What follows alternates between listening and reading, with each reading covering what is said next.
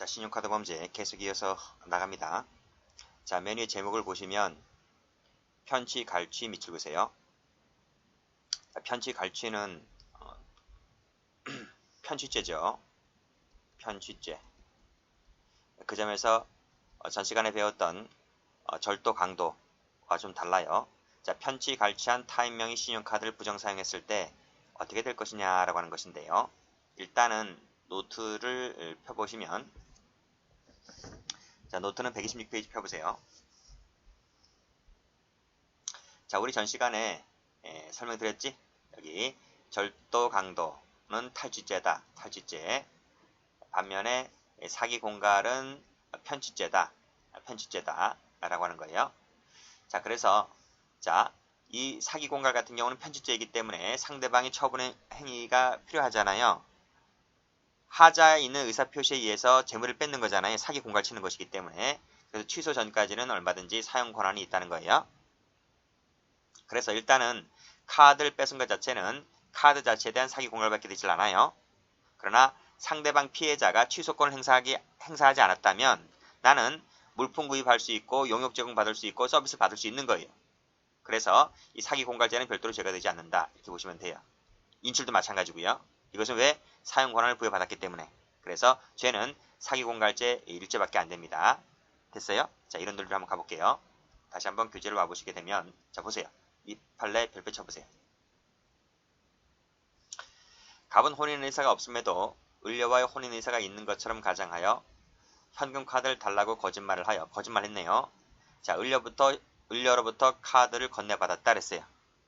그러니까 사기친 거죠. 사기쳐서 카드를 건네받았죠. 그럼 을려는요, 카드를 사용하라고 건네준 거잖아요. 그렇죠? 그러니까 거짓말했기 때문에 이 거짓말 자체는 하자에 있는 의사표시가 되는 거예요. 하자에 있는 의사표시. 그러니까 을려가 카드를 건네준 것은 하자에 있는 의사표시에 기하여 이루어진 거죠. 그래서 땡땡, 이것은 을려가 취소권을 행사할 수 있는 거예요. 취소 사유가 되는 거예요. 사유가 되는 것인데 취소권을 행사했을 때 취소가 되는 거예요. 따라서 취소 전까지는 이것은 유효한 거예요. 유효하다라는 거예요. 그러니까 을려가 카드를 건네주고 속았구나 라고 판단이 되면 빨리 카드사에 연락을 해서 카드를 못 쓰게 정지시켜 버려야 돼요. 정지시키기 전까지는 갑은 마음대로 카드를 쓸 수가 있는 거예요. 내가 카드를 훔쳐온 게 아니라 카드를 건네받은 거잖아. 그렇죠? 자, 교재 한번 가볼게요. 자, 여기서 편취 나왔네요. 편취 동그라미 쳐보세요. 빨간색으로. 자, 사기쳐서 뺏은 거란 말입니다. 그래서 그렇다면 이것은 소유자의 승낙에 의해서 받은 것이다. 그래서 권한을 내가 부여받은 거예요. 사용 권한을 부여받은 것이기 때문에 내가 적법 유효하게 카드를 쓸 수 있는 거예요. 됐지? 자, 그래서 밑에 줄 보시게 되면 승낙을 받고 카드를 받았죠. 그리고 인출했죠. 이 모든 것이 승낙에 의해서 이루어진 것이기 때문에 이것은 별도로 죄가 되지 않는다. 이 말이에요. 죄가 되지 않는다. 카드를 썼다고 해서 절도죄가 되거나 사기죄가 되거나 그 카드 자체에 대한 사용에 대한 부분은 죄가 되지 않고 내가 처음에 카드를 사기쳐서 뺏었다라고 하는 그 사기죄 하나밖에 되지 않는다. 이런 말이에요. 이해되시지? 그래서 마지막 줄 보시게 되면 현금 자동지급기에서 예금을 인출했다라고 하는 부분, 이 부분은 따로 절도가 된다 안 된다? 절도가 되지 않는다. 왜? 그 여성이 쓰라고 나한테 준 것이기 때문에. 됐죠? 자, 밑에 판례도요. 별표 쳐보세요. 이게 더 잘 나와요. 자, 갑은 같은 학원에 다니면서 알게 된 을과 부산 등지로 여행하던 중에 카드를 빌려주지 아니하면 깡패를 동원해서 가루로 만들어버리겠다고 말하였고 겁을 먹은 을로부터 카드를 건네받았다 그랬어요. 여기서 겁을 먹었다 했잖아요. 겁을 먹은 것이 바로 뭐죠? 이것이 하자에 있는 의사표시죠. 하자가 있는 의사표시이다. 역시 같은 논리로 위의 판례와 같은 논리로 취소 사유가 되는 거예요. 취소 사유가 되는 것이고 취소하기 전까지는 얼마든지 이 의사표시는 유효한 거예요. 근데 지문 읽어보니까 카드를 취소했단 말은 없죠? 없죠. 그래서 이것은 역시 취소 사유가 되긴 하는데 일단 이것은 유효하다라고 볼 수 있는 거예요. 자, 그래서 이 지급계에서 금 759만을 인출하는 것은 죄가 절도가 된다 안 된다? 절도가 되지를 않는다. 이 부분은 절도 X. 자, 위에 필기 안 했죠? 위에다 한번 가보시게 되면 여기 합계 500만원 인출했다. 끄집어내시고 절도랍 쓰시고 이 부분 X 하시면 되겠네. 그쵸? 자, 밑에 판례 갈치 동그라미 치시고요. 자, 밑에 승낙에 의한 의사표시이기 때문에 사용 권한을 부여받았다. 그래서 밑에 승낙받고 교부받고 인출한 것은 이 승낙에 의한 의사표시로 행해진 것이기 때문에 카드를 뺏었다라고 하는 그 폭 아래에서 하나의 공갈죄밖에 되지 않는 거예요. 됐지? 자, 밑에 보시게 되면 예금 인출한 부분은 따로 절도죄가 되지를 않는다. 똑같지? 자, 됐습니다. 자, 다음 페이지. 자, 세 번째입니다. 타인 명의로 카드를 발급받았어요. 카드를 발급받고 내가 카드를 쓰고 다니는 거예요. 자, 밑에 내용 보시면 카드 자체에 대한 부정 발급 행위는 당연히 사기죄가 되죠. 마치 자신이 아닌데 자신인 것처럼 카드사 직원을 속였기 때문에 그 자체는 사기죄가 되는 것이에요. 자, 그 다음 볼게요. 자, 2, 3번을 묶어보세요. 똑같아요. 2, 3번이 바로 뭐다? 이 부분은 이게 따라붙어요. 신용카드 부정사용죄, 신용카드 부정사용죄 따라붙어요. 어느 경우에 있어서 여기 물품 구입, 용역 제공, 서비스 받는 거 이런 것들일 때는 신용카드 본래의 용도로 쓴 것이기 때문에 신용카드 사용죄가 따라붙는다. 자, 그러나 예금 인출한 부분은 오로지 절도밖에 되지 않고 신용카드 부정사용죄는 되지 않는다. 이 논리는 앞에서 배운 거랑 똑같아요. 됐지? 자, 그러면 밑에 갑니다. 밑에 판례 별표. 자, 갑은 을 명의를 모용했죠. 그래서 신청서를 작성 제출하고 비밀번호를 지정해서 카드를 발급받았다. 이게 무슨 죄? 사기죄죠. 사기죄가 돼요. 자, 그 다음 근데 그 부분은 논의를 한다 그랬네요. 이 카드를 이용하여 현금 자동 지급계에서 현금 서비스 밑줄을 받았다. 이 부분은 무슨 죄가 되나요? 절도지, 절도. 이거 나와 있잖아, 여기. 여기 3번이잖아, 3번. 절도. 플러스 신용카드 부정사용죄가 되죠.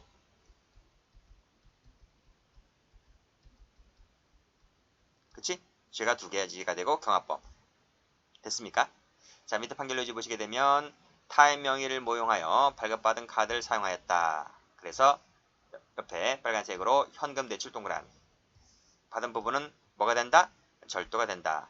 여기에 뭐까지 되는 거예요? 여기 나와 있지? 신용카드 부정사용죄가 붙는 거예요. 됐어요? 네, 여기서 1번은 절도가 되느냐의 부분만 논하고 있는 거예요. 그래서 이 부분이 바로 밑에 부분이다. 자, 동그라미 가로 2번을 보시게 되면 자, 여기서 현금 서비스니까 돈이 나왔잖아요. 돈이니까 재물이잖아요. 재물이 나온 것이기 때문에 여기 보시게 되면 현금 나왔잖아요.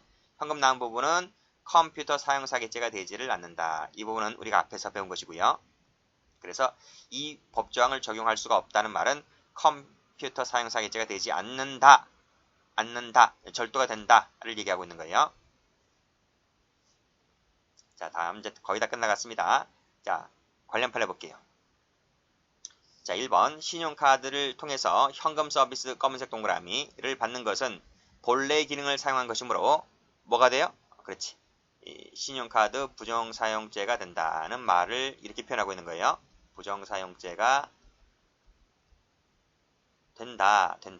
그러나 예금 인출한 부분은 본래 기능대로 쓴 것이 아니에요. 그건 카드에 겸용된 현금 카드의 기능만을 쓴 것이기 때문에 이것은 부정사용죄가 되지 않는다. 됐습니까? 그래서 여기서 현금 카드의 기능만을 썼다 그랬잖아. 그래서 이게 대표적인 것이 바로 뭐예요? 그 얘가 바로 이게 현금 카드란 말이야. 현금 카드. 현금 카드는 이 현금 카드의 기능만 있기 때문에 신용카드 부정사용죄의 객체가 되지 않았어요. 그렇죠? 그래서 카드는 두 가지 기능이 있어요. 본래 기능이 바로 현금 서비스 받거나 물품 구입, 용역 제공 받거나 그것이 세 가지고요. 예금 인출한 부분은 고객에게 편의사항 때문에 부가적으로 준 것이지 본래 기능은 원래 아니다 라고 보시면 돼요. 그래서 이 신용카드를 가지고 어느 부분에 한해서 썼는가를 가지고 죄 여부를 논하셔야 돼요. 그러니까 서비스를 받은 것이냐 인출한 것이냐에 따라서 죄가 달라집니다. 자, 밑에 판례 별표 쳐보시고요. 자, 직불카드라 했으니까 당연히 여신전문금융업법 적용 대상이 되는 거죠. 갑은 을의 직불카드를 절취했다. 그 카드를 이용하여 현금 자동 지급기에서 어떻게 했대요? 50만 원을 인출했대요. 50만 원이 뭐예요? 서비스예요? 예금 인출이에요? 이게 예금 인출이잖아요. 예금 인출이기 때문에 따라서 무슨 죄가 안 되는 거예요? 직불카드 부정 사용죄 X, 그쵸? X가 되는 거예요. 예금 인출한 부분은 무슨 죄가 돼요? 절도죄밖에 안 돼요. 절도밖에 되지 않는다. 자, 밑에 판결로지 나왔죠? 직불 카드를 넣고 밑에 예금 인출한 부분, 이 예금 인출한 부분은 부정 사용죄가 되지를 않는다. 이렇게 보시면 되겠네요. 이 죄가 안 되는 거니까 세무 쳐볼게요. 세무 치시면 되겠네요. 절도밖에 안 돼요. 자, 그 다음 2번. 카드 거래가 없었음에도 있었던 것처럼 가장한다든지, 그치? 또는 실제 거래금을 초과해서 전표를 작성한다든지 했을 때 모두 다 사기죄가 돼요. 여기서 예를 들면 뭐가 나와요? 카드 깡. 카드 깡이라는 게 여기서 사기죄가 되는 거예요. 자, 밑에 판례 별표.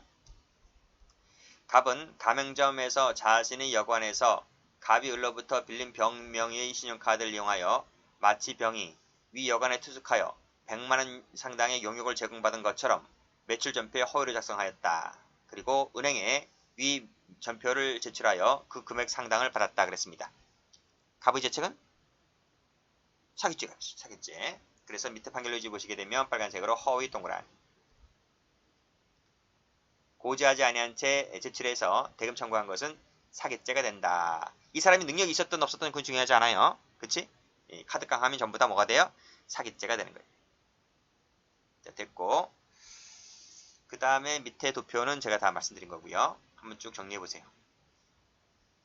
이 두 가지가 뭐라 했어요? 이 두 가지가 신용카드 본래 기능이다 라고 말씀드렸고, 타임명의 카드에서는 요게 나온다. 그치?